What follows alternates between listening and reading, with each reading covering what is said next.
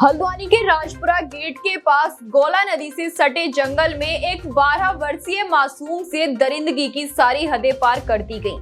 बालिका से दुष्कर्म की कोशिश में असफल होने पर दरिंदे ने पत्थर से कुचलकर उसकी हत्या करने का प्रयास किया। पत्थर मारकर आरोपी ने बच्ची का जबड़ा तक तोड़ दिया और उसे मरा समझकर वहां से फरार हो गया। नमस्कार, आप देख रहे हैं एबीपी न्यूज और मैं हूं आपके साथ यूबी चौधरी। जानकारी के मुताबिक कोतवाली क्षेत्र में रहने वाला एक परिवार अपना घर बना रहा है। घर के निर्माण कार्य के लिए बच्ची का पिता गोला नदी से रेत निकालने के लिए गया हुआ था। उसे लौटने में देरी हुई तो पत्नी ने अपने 12 साल की लड़की को पिता के लिए खाना लेकर नदी पर भेज दिया। बच्ची पिता के खाना लेकर घर से निकली लेकिन अपने पिता के पास नहीं पहुंची। वहीं जब पिता घर पहुंचा तो उसने अपनी पत्नी से बेटी के बारे में पूछा। उसकी पत्नी ने बताया कि वह खाना लेकर नदी पर गई थी और अभी तक नहीं आई है। तो आनंद फानन में पिता ने अपने साले को लेकर बेटी की तलाश शुरू की।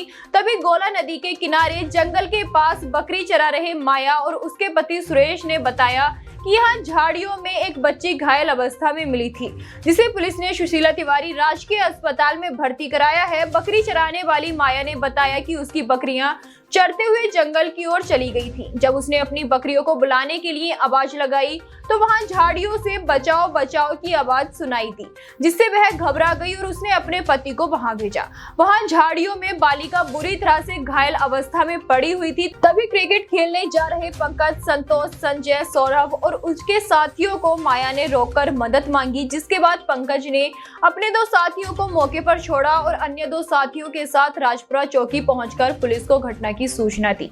तब पुलिस मौके पर पहुंचकर बच्ची को अस्पताल पहुंचाया। नाबालिग के चेहरे और सर पर बुरी तरह से पत्थर से वार किए गए हैं, जिसकी वजह से वह सही से बात भी नहीं कर पा रही है। उसके सिर में गहरी चोट का अंदेशा भी जताया जा रहा है। लड़की के होठ से लेकर ठुड्डी तक और उसके सिर के पीछे गहरा घाव है। पुलिस के मुताबिक जहां बच्ची लहूलुहान हालत में मिली थी, वहां मौके पर पानी की बोतल, पॉलीथीन में खाने का डब्बा और नमकीन पड़ी हुई थी। यह जगह पैदल कच्चे रास्ते से लगभग 150 मीटर दूर जंगल की ओर है। घटनास्थल के पास गुटखा थूकने के निशान भी पाए गए हैं।